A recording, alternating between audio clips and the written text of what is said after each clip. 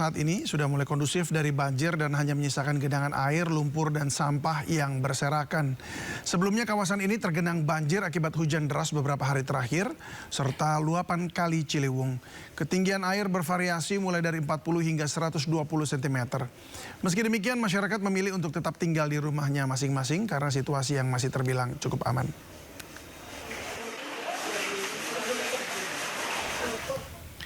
Kondisi banjir yang sudah mulai surut dimanfaatkan warga Kebonpala untuk melakukan kegiatan bersih-bersih rumah dari sampah serta tumpukan lumpur. Dan berikut ini laporan Indra Setiabudi serta juru kamera Santo Sadu.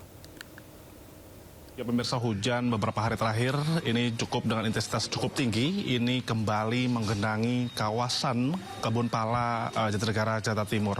Ya memang untuk hari ini, baru hari ini saja, ini curah hujan cukup rendah. Sehingga memang untuk kawasan tempat kami laporkan saat ini yang biasanya banjir cukup dalam, sehingga sampai sini sudah terpantau kondusif dan sudah terpantau surut.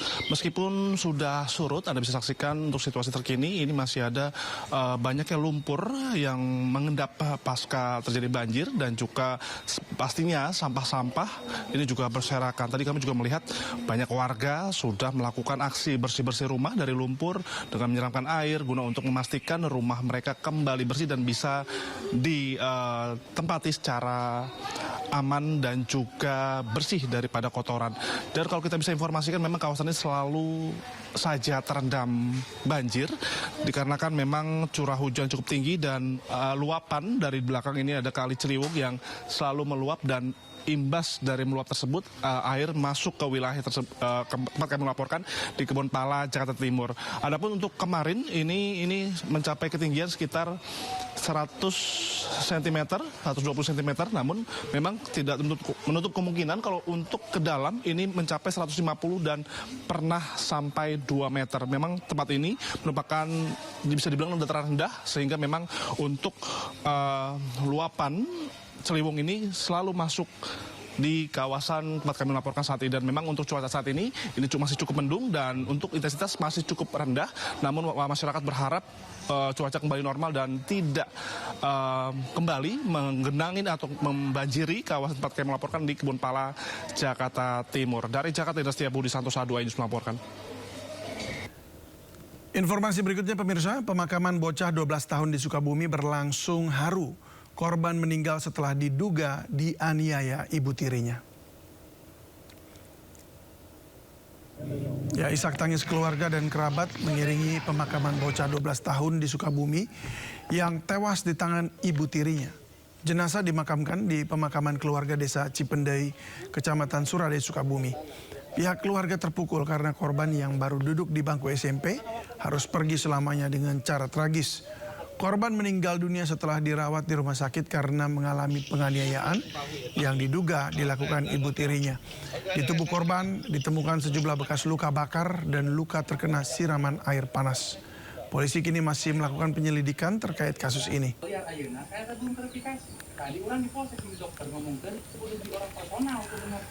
Tindakan keji dilakukan seorang wanita di Sukabumi, Jawa Barat. Dirinya menganiaya anak tirinya hingga meregang nyawa. Lomba aja kan. Kabar duka datang dari Sukabumi. Seorang bocah 12 tahun kritis dan harus dirawat di GDRSUD Jampang Kulon, Sukabumi setelah dianiaya ibu tirinya. Di sekujur tubuh korban ditemukan sejumlah luka bakar dan luka bekas siraman air panas. Setelah dirawat selama 8 jam, korban akhirnya meninggal dunia.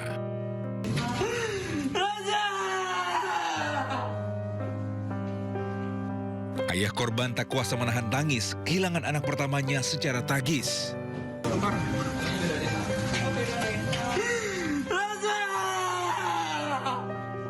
Ayah korban mengungkapkan kekerasan terhadap putranya juga pernah terjadi tahun lalu. Namun kejadian tersebut selesai dengan dimediasi. Terjadi ya. Dan sebelumnya juga dulu pernah terjadi penganiayaan. Saya laporkan ke Polres Pelabuhan Ratu, ke PPA. Teman istri saya datang mohon sujud ke saya, dan akhirnya saya minta saran ke Pak Haji Isep, dan Pak Haji Isep tidak ada salahnya Jang memaafkan seseorang sepatu dia berubah untuk ke depan. Dibikinkan surat pernyataan, dibikinkan video pernyataan, dan sebetulnya laporan yang itu pun belum dicabut sampai saat di Polres. Tahun berapa itu? Itu setahun yang lalu, kelas 6 SD, sekarang kelas 1. Sementara itu hasil otopsi Rumah Sakit Bayangkara Setukpa Polri menemukan sejumlah luka bakar hampir di seluruh bagian tubuh korban. Namun pihaknya belum bisa memastikan apakah luka tersebut akibat penganiayaan atau bukan. Bakar di sekujur tubuhnya, ada di lengan, ada di kaki, di paha kanan, kemudian paha kiri, luka bakar. Kami tidak bisa menyimpulkan apakah itu kekerasan atau tidak, tapi sepertinya terkena panas yang menyebabkan luka bakar. Kasus ini masih dalam penyidikan Satreskrim Polres Sukabumi. Dari Sukabumi, Jawa Barat, Budi Setiawan, iNews melaporkan. Seorang pelajar Madrasah Sanawiyah Langgur Kota Tual dianiaya oleh oknum anggota Brimob Polda Maluku hingga meninggal dunia. Korban dihantam menggunakan helm pada area kepala saat melintasi turunan jalan raya karena dituduh ikut balap liar.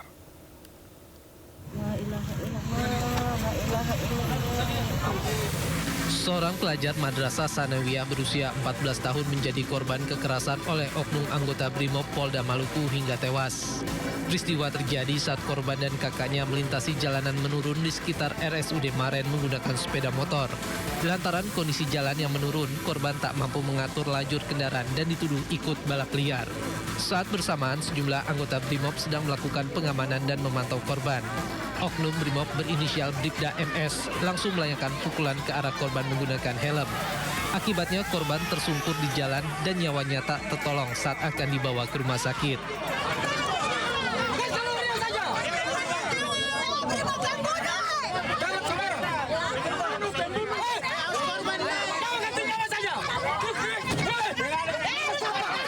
Tewasnya korban memicu kemarahan warga dan keluarga yang langsung mendatangi markas Brimob Tual meminta pelaku segera diadili. Sementara polisi berjanji akan mengusut tuntas kasus tersebut secara terbuka dan transparan. Kami dari Polres Tual sendiri menjamin pelaksanaan penyelidikan dan juga penyidikan berlangsung secara objektif, transparan, juga profesional. Ya, silakan teman-teman kawal kami, bantu kami juga dalam terkait pelaksanaan tindak lanjut daripada tindak pidana ini. Pelaku kini telah diamankan dan polisi meminta warga menahan diri dan menyerahkan penyelesaian kasus ke Polres Tual. Dari Tual, Maluku, Juanda Sari, iNews melaporkan. Polisi menyelidiki penyebab pasti kecelakaan kereta bandara dengan truk di perlintasan Sebidang, Tangerang, Banten. Dalam rekaman kamera pengawas, truk tiba-tiba berhenti di tengah rel sehingga tabrakan tak terhindarkan.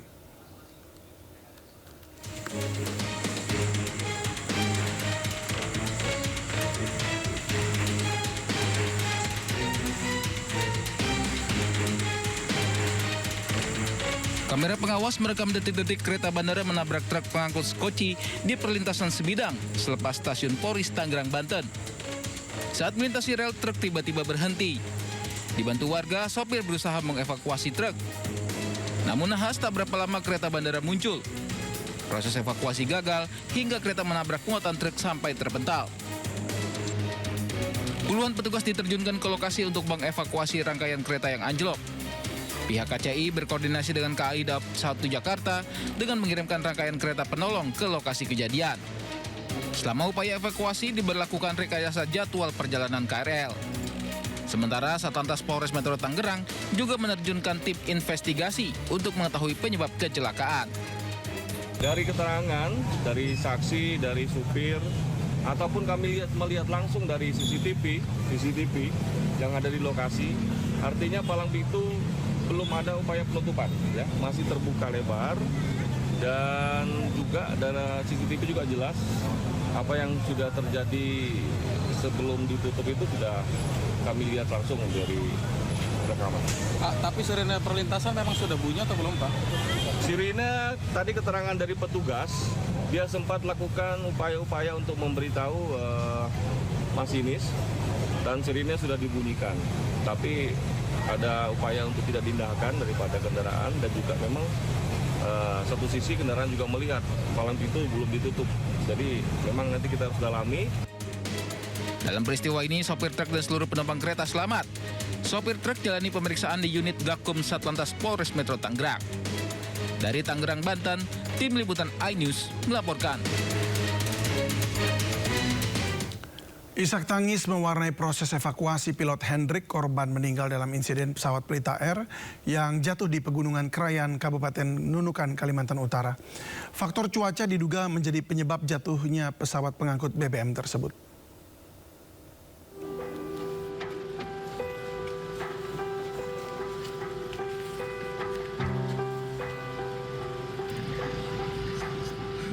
Suasana duka menyelimuti proses evakuasi jenazah Kapten Hendrik, pilot pesawat Pelita Air yang jatuh di Pegunungan Krayan, Kabupaten Nunukan, Kalimantan Utara. Sejumlah rekan Kapten Hendrik mengantarkan jenazah dari Longbawan menuju Tarakan tak kuasa menahan kesedihan. Jenazah diterbangkan dari Longbawan Krayan menuju Bandar Juwata Tarakan sebelum akhirnya dipulangkan ke rumah duka di Bogor, Jawa Barat. Untuk kondisi medan sangat ekstrim, dia berada di lereng gunung itu. Untuk ininya pohon-pohon masih besar semua, tinggi. Untuk kondisi kami temukan itu pesawat masih api, masih kondisi menyala. Dan untuk pilot kami langsung identifikasi karena yang membuat hanya satu, hanya pilot, jadi kami langsung identifikasi. Setelah kami memastikan di lokasi aman dari bahaya, ya kami langsung mengevakuasi pilot keluar dari pesawat dari kokpit. Posisi pilot di kokpit ya? Posisi pilot di kokpit. Kamis siang, warga di Krayan, Kabupaten Nunukan, Kalimantan Utara digegerkan pesawat jatuh. Dari video amatir, seorang warga melihat sebuah pesawat kecil yang diduga mengangkut BBM jatuh. Badan pesawat pada pukul 13. Kejadian ini mengakibatkan kepulan asap hitam membumbung tinggi di area puncak pegunungan. Kemungkinan masalah minyak yang kita lihat mutar tadi. Ulang mungkin dia mau cari agak terang kan, mutar dia. Ya. Pesawat Pertamina. Siap. Yang susi masih mutar, kita nggak tahu. Oke. Puing-puing pesawat ditemukan di Gunung Paramayo, dataran tinggi Krayan, Nunukan, Kalimantan Utara. Pesawat merupakan pesawat pengangkut BBM jenis Air Tractor 802 milik maskapai Pelita Air. Hingga kini, penyebab pasti kecelakaan masih dalam penyidikan pihak Komite Nasional Keselamatan Transportasi KNKT. Dari Nunukan, Kalimantan Utara, tim liputan iNews melaporkan. Ya, sebelumnya pemirsa, warga di kawasan Krayan, Kabupaten Nunukan, Kalimantan Utara digegerkan pesawat jatuh di area pegunungan. Dan pesawat jatuh merupakan maskapai pengangkut BBM milik Pelita Air.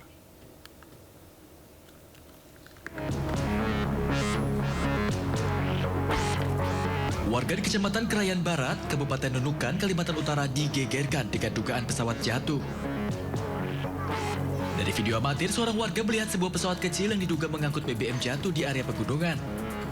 Kejadian ini mengakibatkan kepulan asap hitam membumbung tinggi di area puncak pegunungan yang diduga menjadi lokasi jatuhnya pesawat. Ya. Kemungkinan masalah minyak yang kita lihat mutar tadi. Ulang mungkin dia mau cari agak terang kan, mutar dia.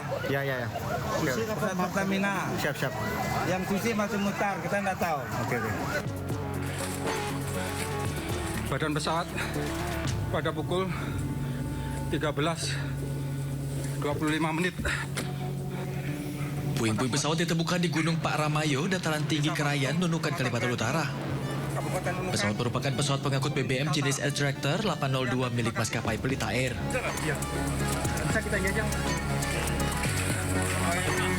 Pada pukul 14.33 local time, tim SAR gabungan menemukan pesawat terbakar dan satu korban ditemukan meninggal dunia dalam kereta terbakar.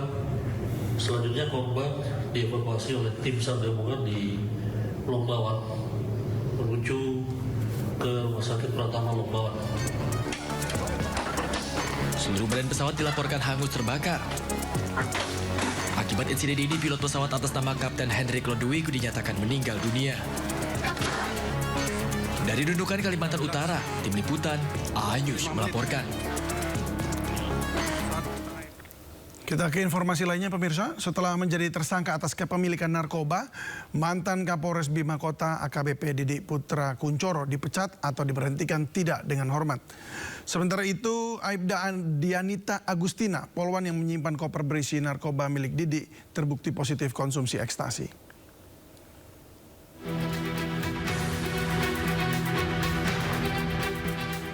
Narkoba bisa merayu siapa saja untuk menggunakannya, termasuk oknum anggota polisi. Seperti yang dilakukan mantan Kapolres Bima Kota AKBP Didik Putra Kuncoro. Kasus berawal dari nyanyian anak buah Didik mantan Kasat Narkoba Polres Bima AKP Malaungi yang ditangkap akibat peredaran sabu di Kota Bima. Dari pengakuan Malaungi, ia menyebut keterlibatan atasannya yang tak lain AKBP Didik Putra Kuncoro.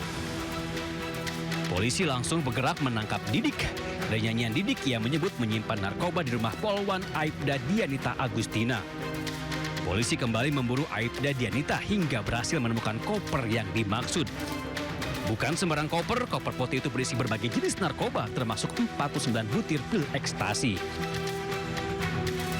Tak lama, polisi lakukan gelar perkara dan memutuskan status AKP Didik dari saksi menjadi tersangka. AKP Didik terbukti bersalah atas pemilikan narkoba. Setelah menjadi tersangka, AKP Didik Putra Kuncoro jalani sidang Komisi Kode Etik Divisi Propam Polri. Didik diputuskan bersalah dan langsung dipecat atau pemberhentian tidak dengan hormat. Pemberhentian tidak dengan hormat atau PTDH sebagai anggota Polri. Atas putusan tersebut, pelanggar di hadapan Ketua dan anggota komisi pada putusan sidang menyatakan menerima. Kini Didik Putra Kuncoro dijerat pasal berlapis dan terancam hukuman seumur hidup. Kasus rupanya belum usai setelah Didik diberhentikan tidak dengan hormat. Aibda Dianita Agustina, polwan yang menyimpan koper berisi narkoba milik Didik, rupanya terbukti positif mengkonsumsi ekstasi.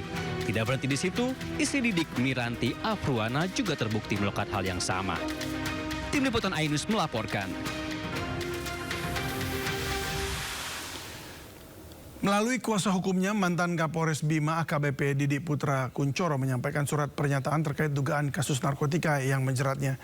Didik menegaskan tidak pernah memerintahkan anggotanya meminta uang kepada pihak tertentu, serta menyebut narkotika dalam koper yang ditemukan saat penggeledahan adalah milik pribadinya.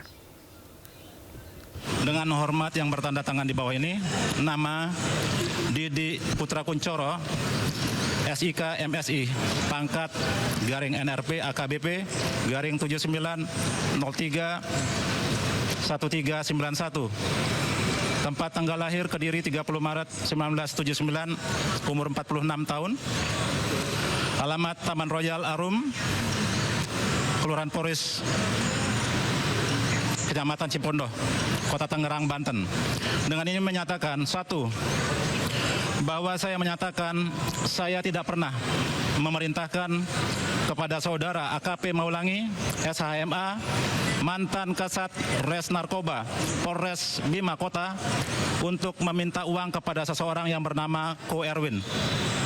2. Bahwa saya tidak pernah memerintahkan kepada saudara AKP Maulangi, SHMH, mantan Kasat Res Narkoba Polres Bima Kota, untuk bekerja sama dengan pihak manapun, juga termasuk orang yang bernama Ko Erwin, khususnya dalam hal mengedarkan maupun memperjualbelikan narkotika, psikotropika, atau segala jenis obat-obatan terlarang lainnya. 3. Bahwa saya tidak pernah mengenal, tidak pernah bertemu, dan tidak pernah bekerja sama dalam bentuk apapun dengan seseorang yang bernama Ko Erwin.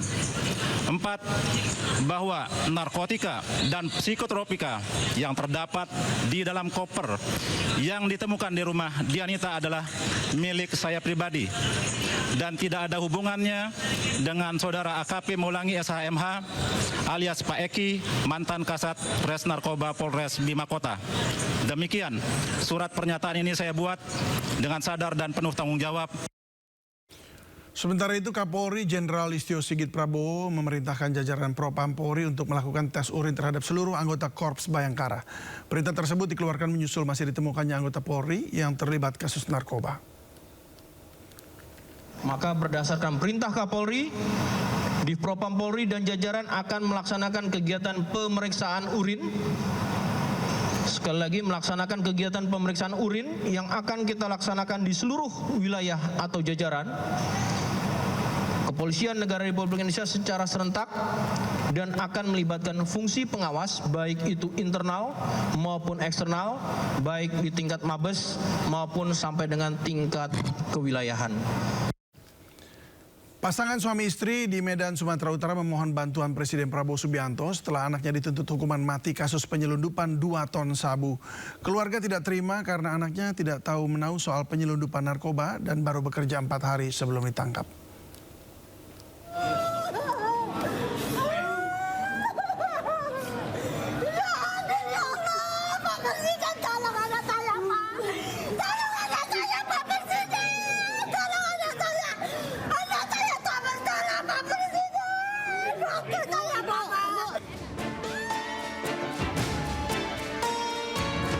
Sambil memeluk anaknya, Fandi Ramadan, tangis Nirwana pecah setelah mendengar tuntutan hukuman mati atas kasus penyelundupan 2 ton sabu di Pengadilan Negeri Batam, Kepulauan Riau.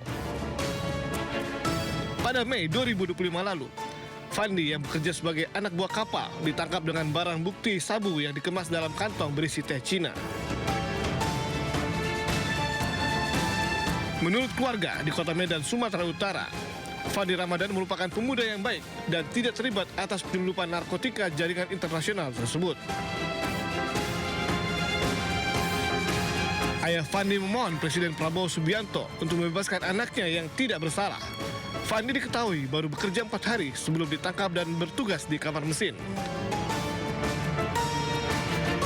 Bapak Presiden, saya bermohon, tolonglah atur bisa aku Pak untuk bisa dibebaskan. Bebaskan anak kami Pak Presiden. Bisa dapat dibebaskan. Anak kami nggak bersalah. Pelan-pelan aja Pak. Harapan saya kepada Bapak Presiden, mohonlah berilah keadilan kepada anak saya. Saya selaku orang tua berharap kepada Bapak Presiden, tolonglah dibebaskan anak saya.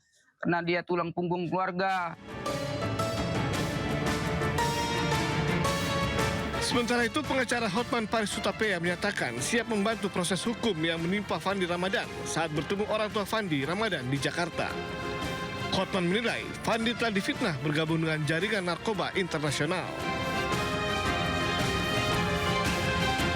Sangat menghimbau kepada Bapak Jaksa Agung agar tolong diturunkan tim untuk mengeksaminasi apakah karena apapun namanya surat tuntutan pun bisa dicabut kok. Demi keadilan kenapa enggak?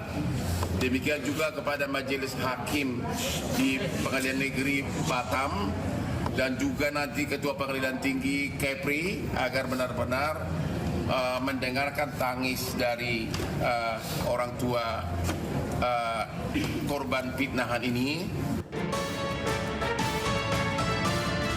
Sebelumnya, Fandi Ramadan bersama 5 kru kapal Sea Dragon, termasuk nahkoda kapal ditangkap BNN, TNI, Polri, dan Bea Cukai di perairan Tanjung Balai Karimun, Kepulauan Riau pada 21 Mei 2025 lalu. Kapal yang diawaki Fandi membawa 1,9 ton sabu yang berasal dari jaringan internasional Golden Triangle.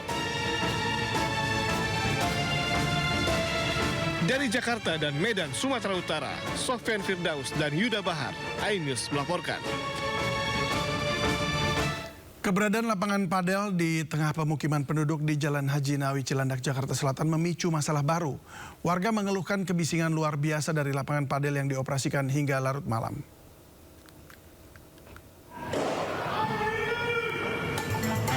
Suara tepak-tepok raket dan bola padel serta teriakan pemain terdengar jelas dari permukiman warga di Jalan Haji Nawi, Kelurahan Gandaria Selatan, Cilandak, Jakarta Selatan.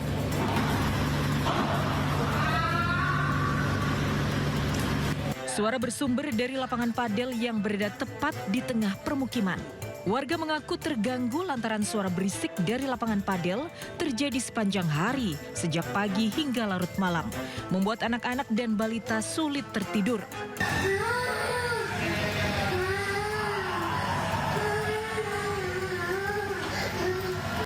Tidak hanya bising suara, bola padel juga beberapa kali mengenai rumah warga lantaran lokasi lapangan yang benar-benar menempel dengan rumah warga.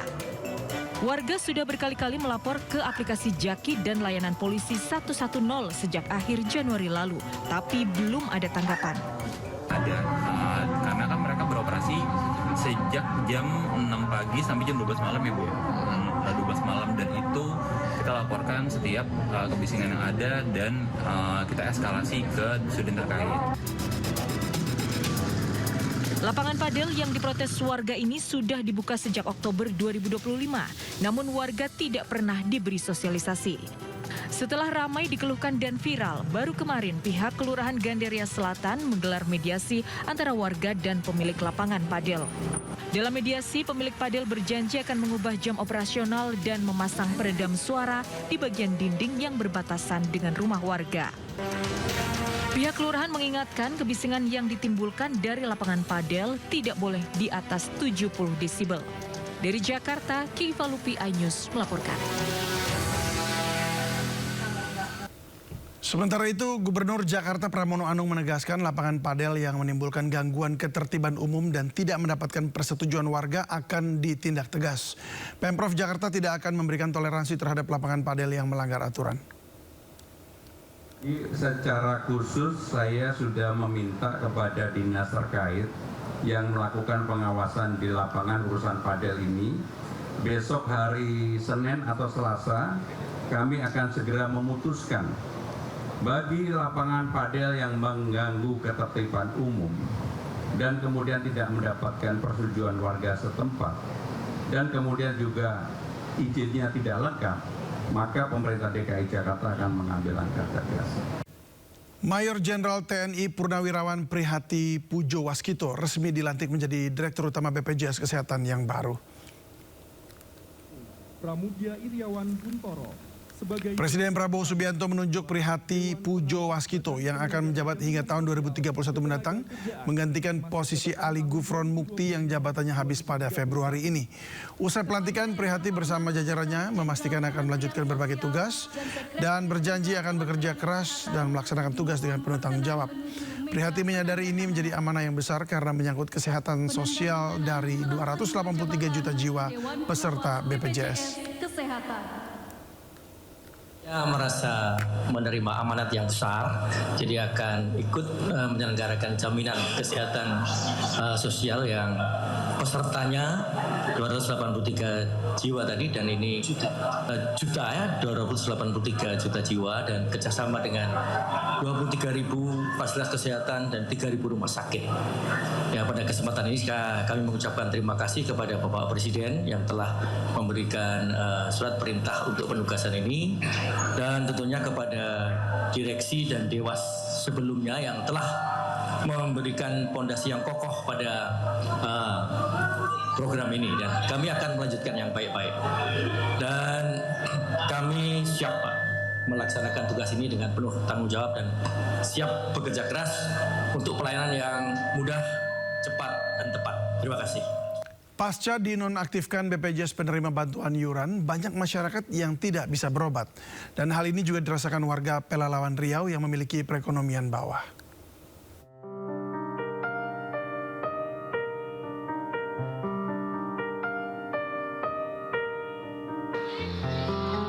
Puluhan ribu warga Pelalawan yang tidak mampu kesulitan berobat ke rumah sakit.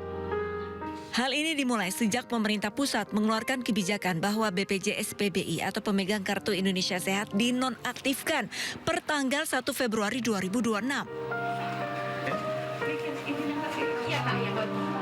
Dede Tohid Solihin, warga Gang Cempeda, Kecamatan Pangkalan Kerinci Riau, menjadi salah satu warga yang mengalami kesulitan akibat kebijakan pemerintahan ini.